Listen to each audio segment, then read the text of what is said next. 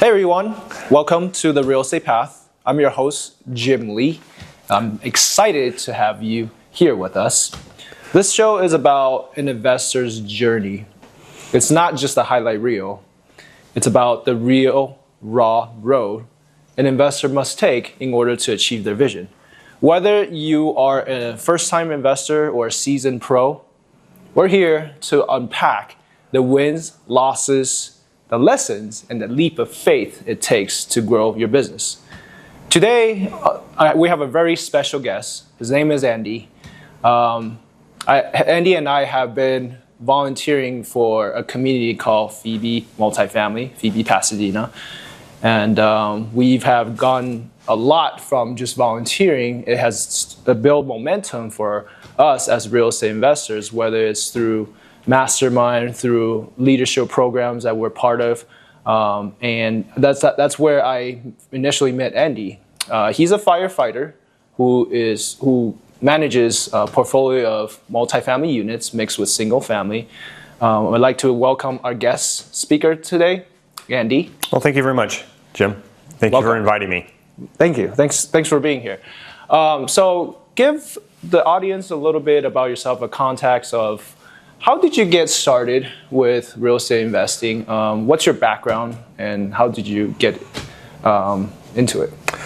Well, luckily, my parents got me into it. Basically, the family business, I think my grandparents had apartments and my dad saw that and that was his way into retirement. So my dad got into it after my grandparents and they ran it, and as I was a little kid I saw my dad fixing up apartments and he just instilled kind of like the ability for me to do it.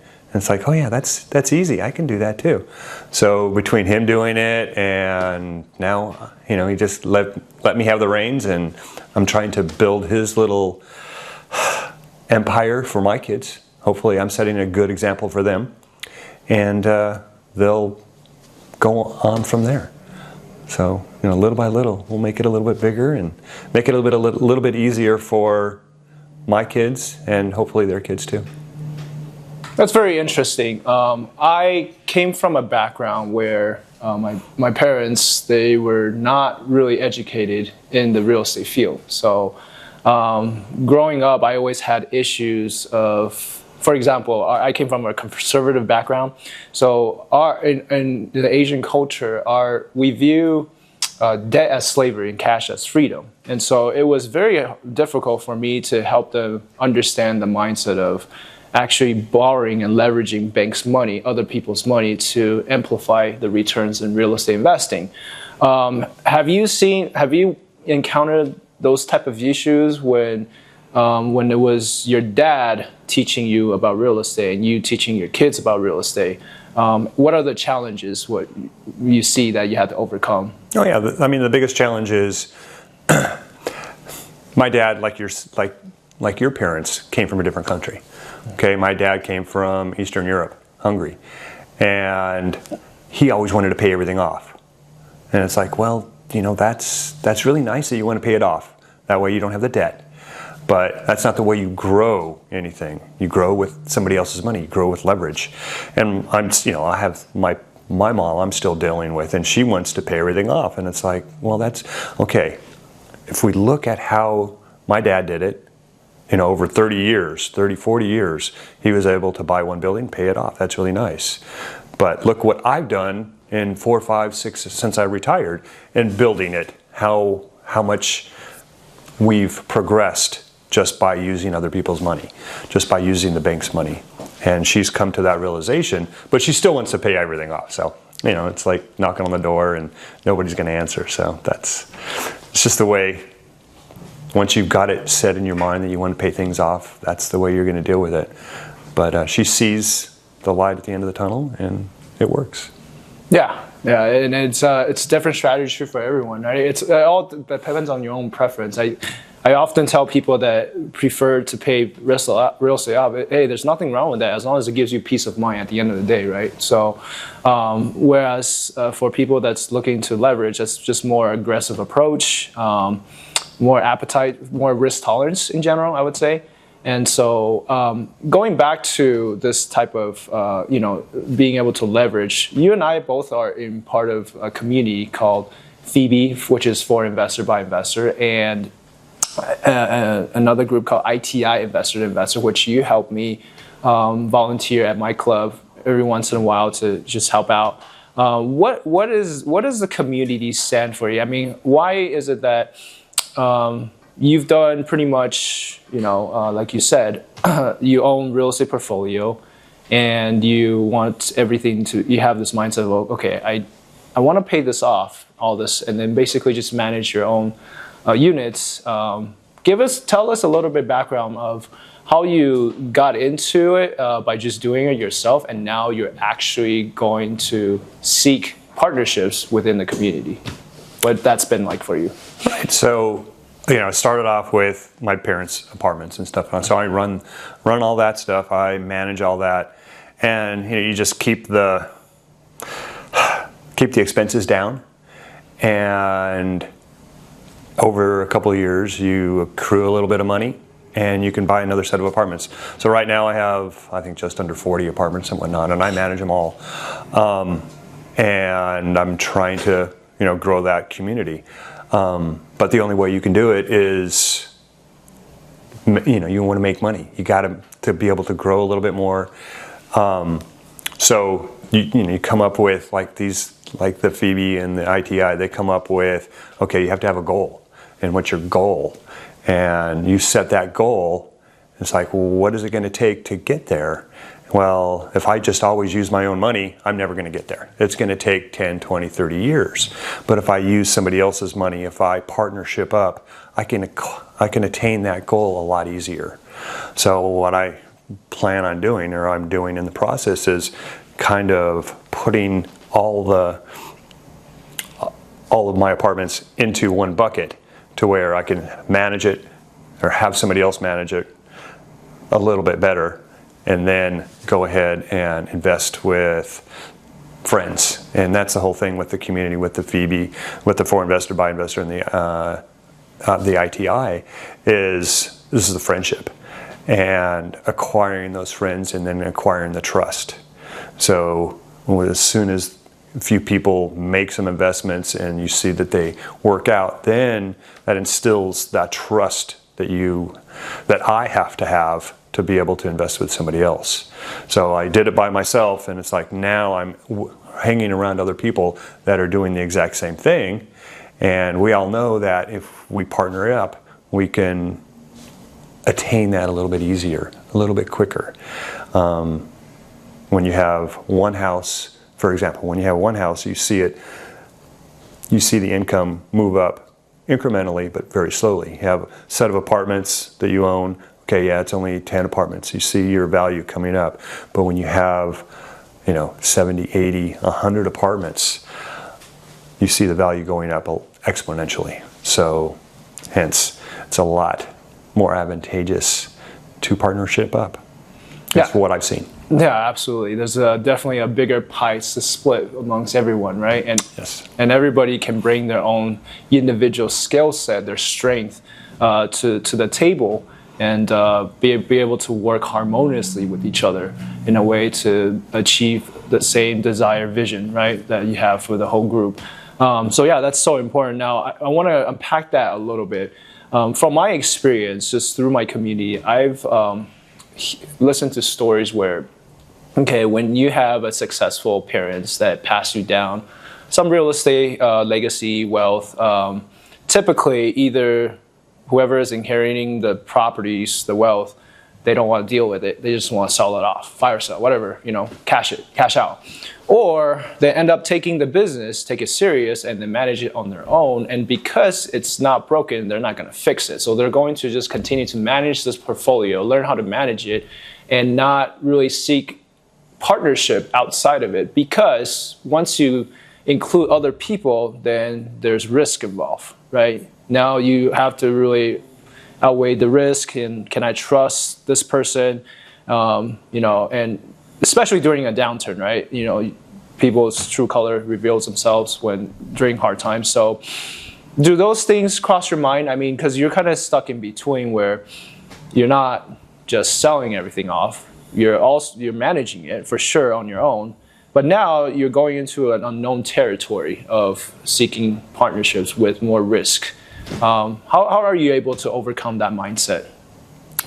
It's all risk, and so I have a retirement. So whatever I do, I know that I'm safe. I know that my family is safe for a generation or two. So whatever I do, I'm not going to be all that risky in the first place, right? And it's like, are you going to leverage, 70, 80, 90%? It's like, no, 50, 45, 50% is how much I'm going to leverage in the first place. I'm not going to get into a deal that they're over leveraged. And it's like, and then you're setting yourself up for failure. So because I've been around long enough and watching how much risk they take and what's successful and why they failed. And 99% of the time is they over leveraged. So if you over leverage, you set yourself up. And what is over leverage? Well, what's your risk tolerance, right? And it's like, well, my risk tolerance isn't that much.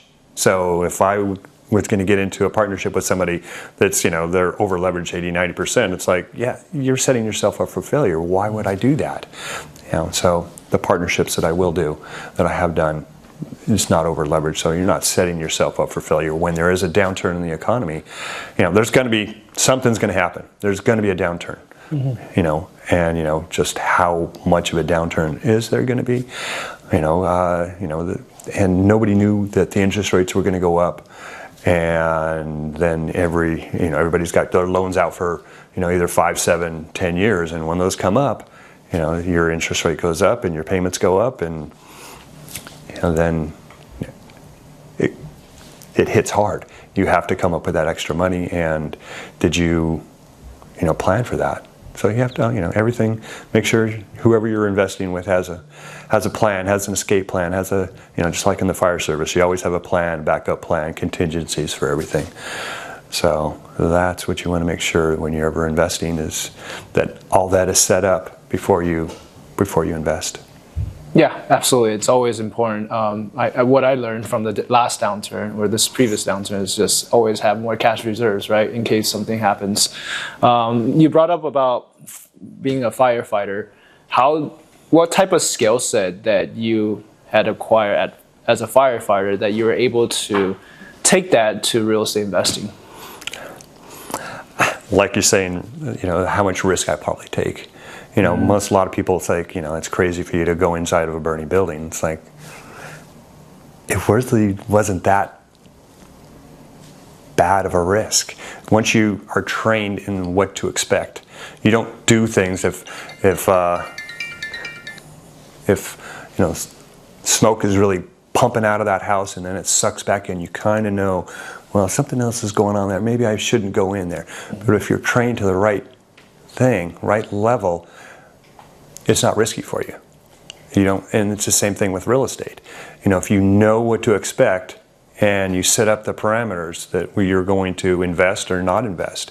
So it's all risk oriented and how much risk you're going to take. And that's kind of like how it kind of tumbled down from the fire service to real estate. It's how much risk you want to be able to take and how prepared you want to be before you enter into anything. You want to enter into that burning building, it's like, well, it's not that bad. There's only a small fire in that little bedroom over there. We can go in there and put it out. But the whole thing is on fire. It's like, it's a teardown. Everything is going to get lost. So you don't go in. It's like you understand the risk involved and you've been educated in it. So I think that's the crossover. Okay, yeah, brilliant. I always tell the people that come into my community, always get educated first, right? That's the most important part. Find things that's attracted to you, and then eventually you will attract those things as well. Just continue to work on that. Well, I want to touch upon what you just said, though. When you said being a firefighter has helped you develop a risk tolerance that you're comfortable with. Right now, what type of project are you currently working on?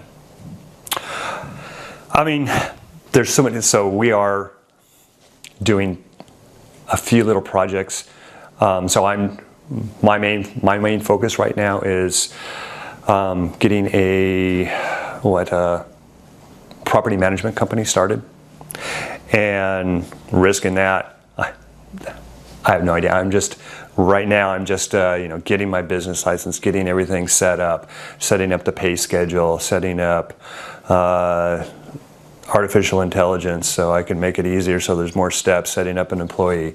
So risk in regards to that, there's really no risk. It's just kind of ironing, making sure everything's going to iron out correctly and do things like that. But there's a few deals that are out there that I've put out my feelers, and people say, yeah, we'll take, if I refinance something, or there's a set of apartments that I have quite a bit of equity in, I can refinance and pull money out, and yeah, I'll pay interest on it, but I'll get better return on it. So I think with a couple of the people there in Phoebe, we can partnership up if that comes to fruition. I've made contacts. There's a deal in Covina if I can come up with the money off market.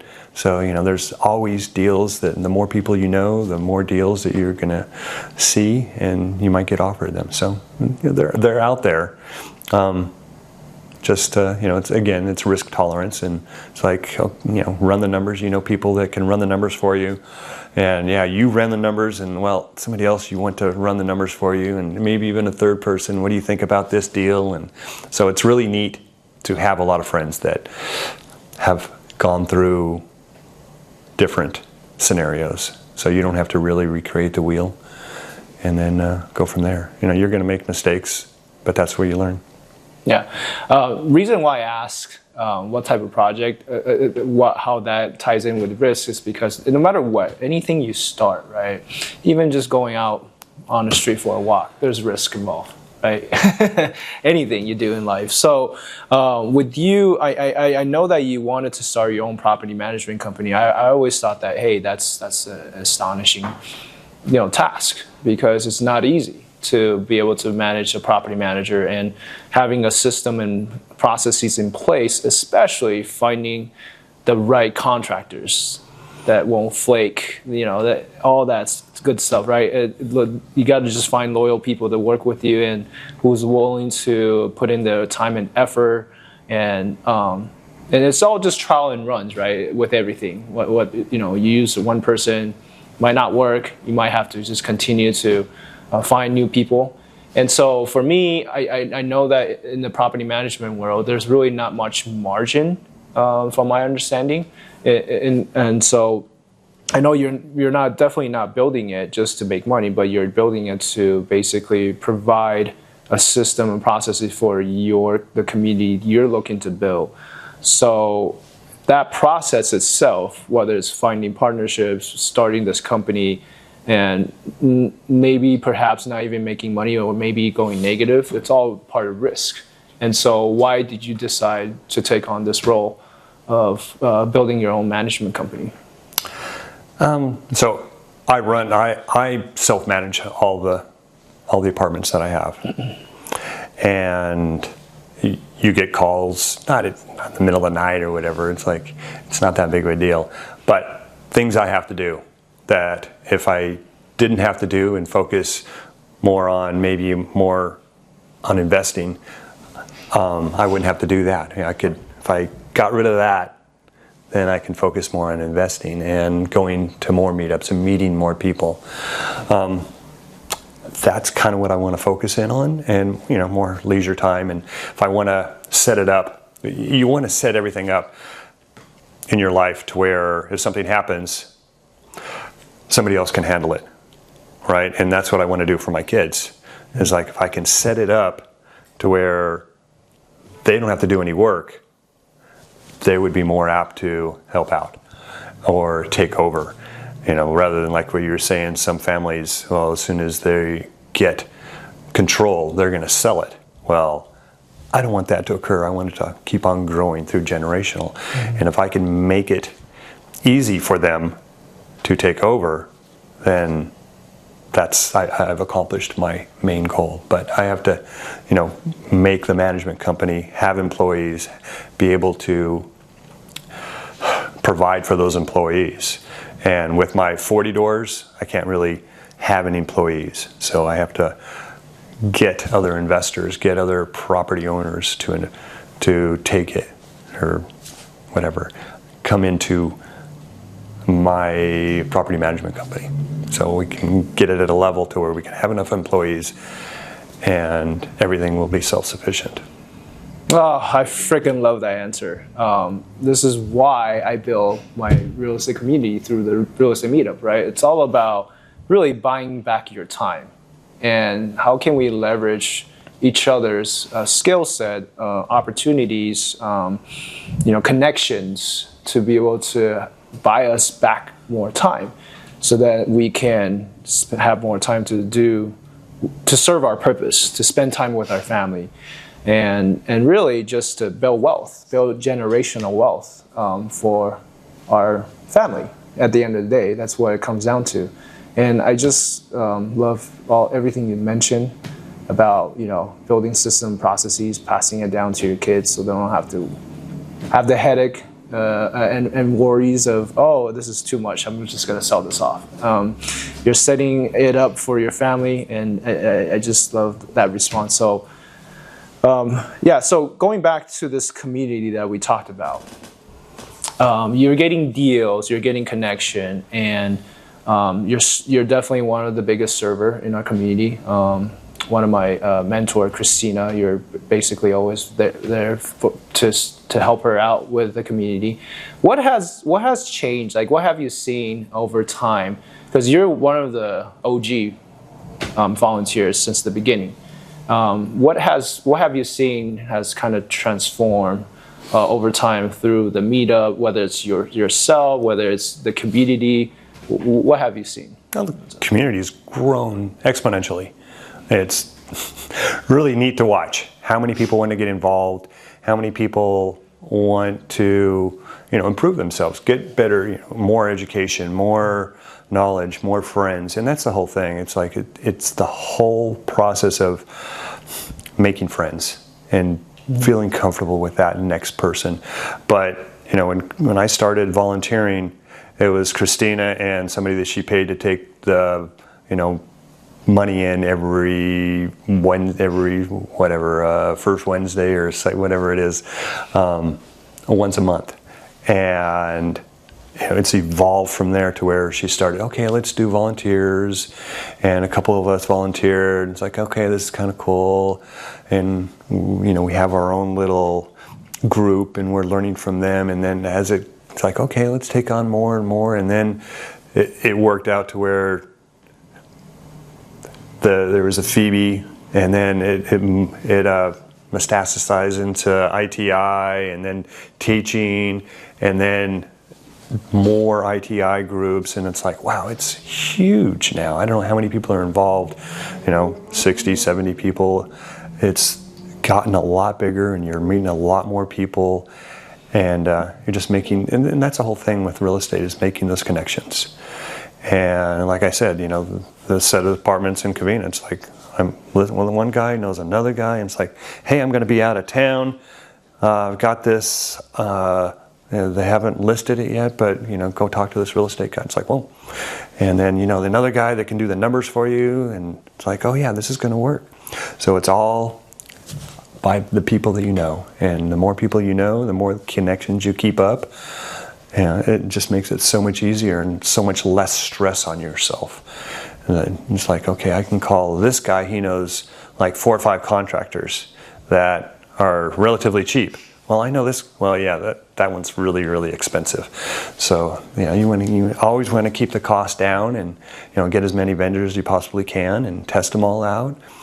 And, that's what you have that's why you build a spreadsheet with different type of vendors and different type of contractors and whatnot, and understand how they work. And, do you need to get done fast? Okay, you get this guy. You need to get done, you don't care, you don't have the holding costs. Okay, I can go with low bid and kind of understand what's going on and watch them. And so, it's kind of neat when you have the ability to have friends and that's where it's all at. You just have to have enough friends that you keep communication with, and you can ask them for their advice. And that's how 90% of the stuff that I've done lately since I volunteered. I mean, it's just awesome, just knowing so many people.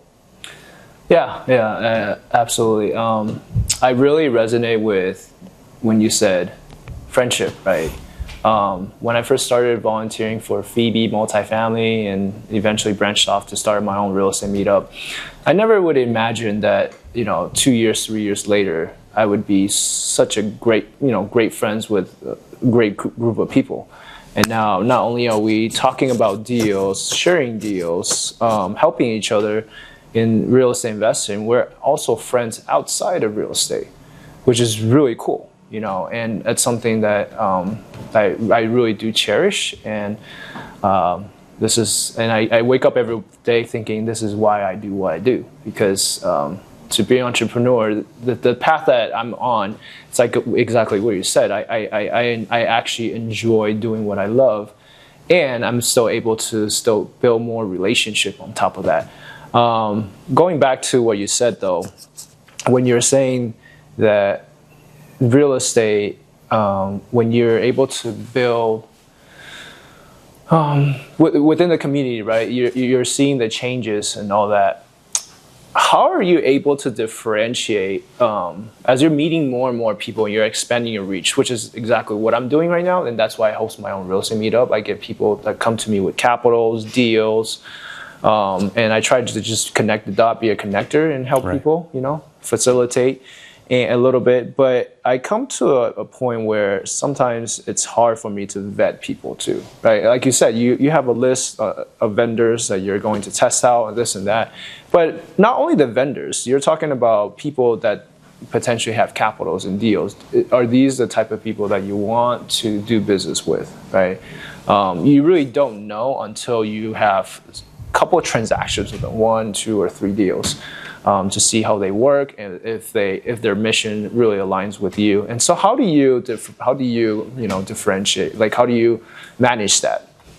As the more people you know. Like, I've seen a lot of deals, but you can kind of tell the deals that people they're doing. It's like, okay, I need short-term money. Okay, that's fine. You're going to do a rehab, and how fast and how you're doing it, and what's your overhead, how much did it cost?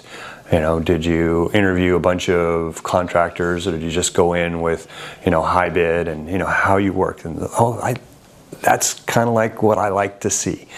People that push the envelope. It's like, yeah, your bid is really, really high. How about bring it down a little bit?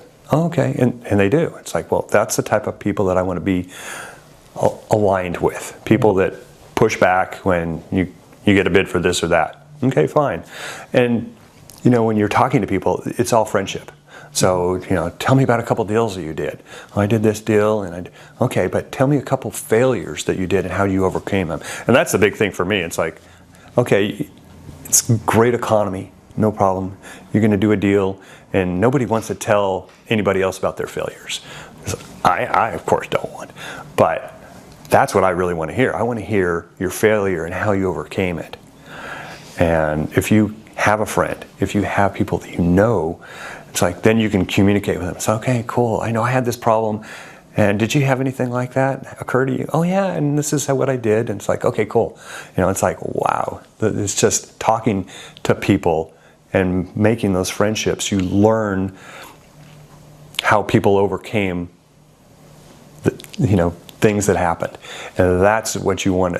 That's the friends that you want. People that don't give up. People that have the ability to think on their feet and, overcome adversity. It's like people call me all the time in regards to, okay, this occurred, my garbage disposal, whatever, is bad or whatever.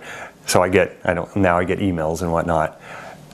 But people also call me. I will never answer the phone because I have to react to that right off the bat. And if I think about it for a half a second, it's like, well, I don't have to go over there. I can call this other person to go over there. Or I can call this other person to call somebody else to go over there. So I give myself a little bit of time to react. as opposed to on the phone where you have to react real quick. And that's where you make your mistakes. So, you just... Yeah, you brought up a good point. I think during good times, when deals are just flowing and you're making good money, you don't really learn anything from that. I think you and I talked about this. Whereas when you go through failures, that's when you learn the most, right? And not only are you able to learn from other people's failure, learn from their lessons too, so you don't make your own mistake, right? I think that's one of the gifts that we all have just by asking questions. And digging deep in sharing experiences and so forth. So I want to ask you to kind of deep dive that a little bit. So we just had this downturn, right, recently with the Fed hiking up rates. It put a lot of syndication deal, multifamily syndication deal underwater, and a lot of syndicators, they pivot. They've switched to whether it's buying businesses, go work for a different company.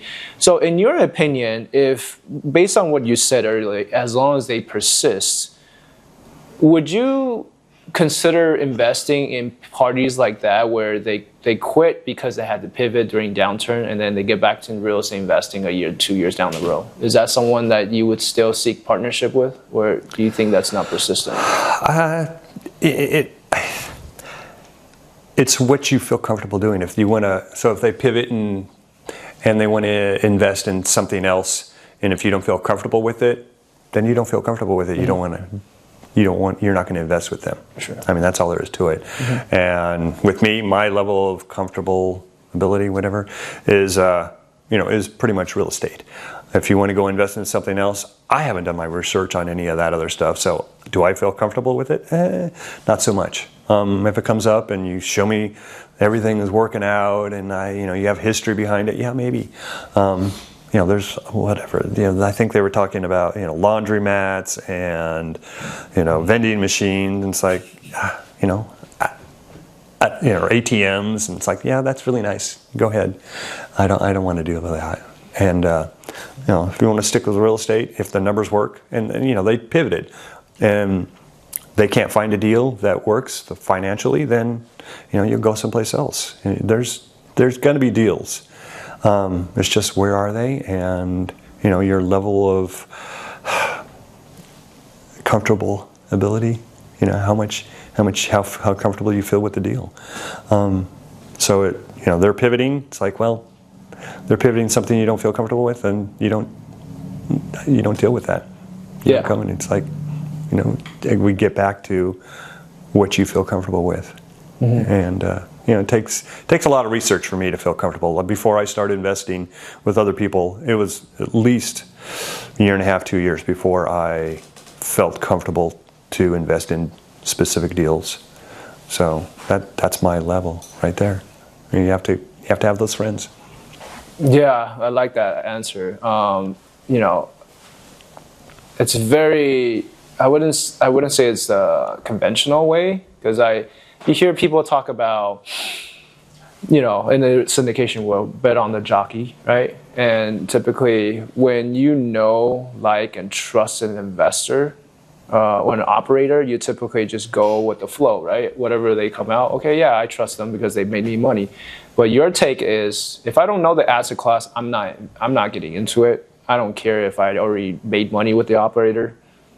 I'm just not going to go into it. And it reminded me of when I used to invest in stocks 10, 20 years ago, right? When I was just an immature.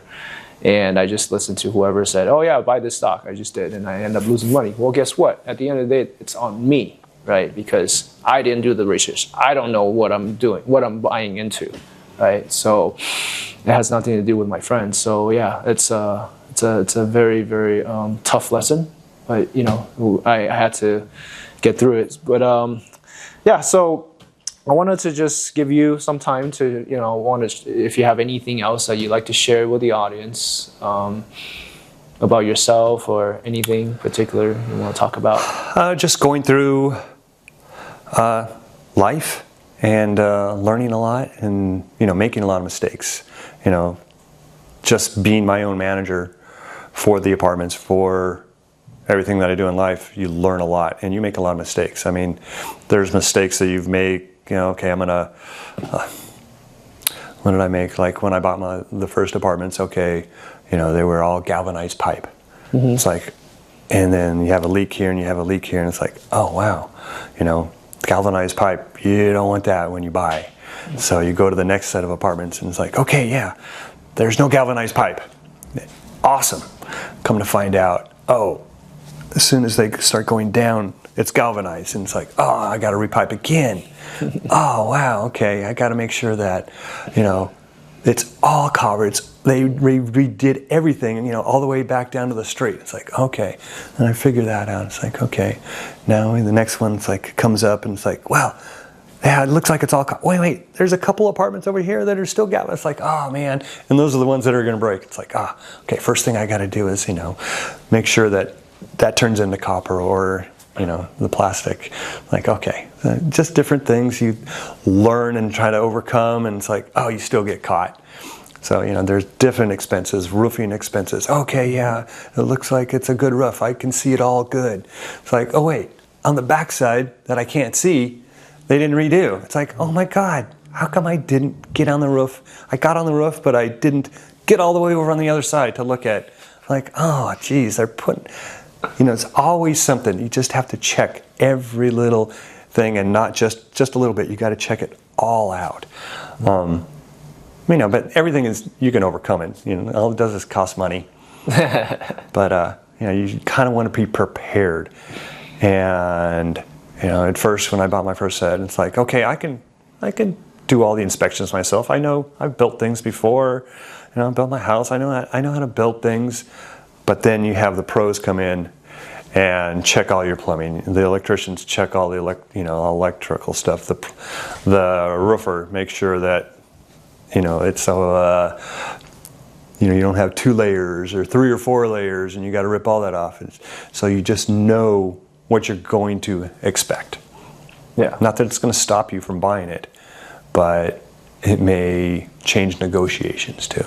I'm going to have to pick your brain on this when we start our multifamily syndication projects out in Tulsa. So, be on watch out for that. And so I just have one last question. If you can go back in time to tell yourself when you first got into real estate investing, what's the one piece of advice you would give yourself back then, if you were to go back, if you had the time to go back? Just make as many friends as early as you possibly can.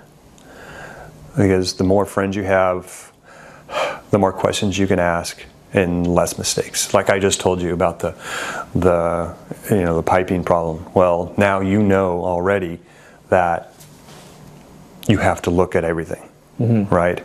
And I don't know if that was new to you or old to you, whatever.